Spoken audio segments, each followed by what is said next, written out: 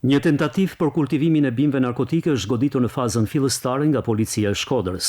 Operacioni i koduar Kutit është finalizuar pas patrullimeve dhe punës informative e operacionale të shërbimeve të forcës së posaçme Shqiponja, të angazhuar për evidentimin dhe goditjen e paligjshmërive.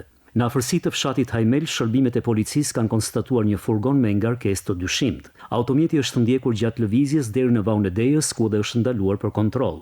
Gjatë kontrollit në furgon efektivët kanë gjetur disa kuti kartoni, brenda të cilave ndodheshin kubik me rreth 2500 fidan të dyshuar narkotik të llojit cannabis sativa. Sipas policisë, fidanët dyshohet se po transportoheshin me qëllim kultivimin e tyre. Në përfundim të veprimeve procedurale në flagrancë janë arrestuar 2 persona që po transportonin ngarkesën. Bëhet fjalë për shtetasit me inicialet SL, 23 vjeç, banues në Shkodër, edhe NP, 29 vjeç, banues në fshatin Mali Jushit. Në cilësinë e provës materiale janë sekuestruar 2500 fidanët e dyshuar narkotik si dhe furgoni i përdorur për transportimin e tyre. Materialet procedurale janë referuar prokurorisë për veprime të mëtejshme.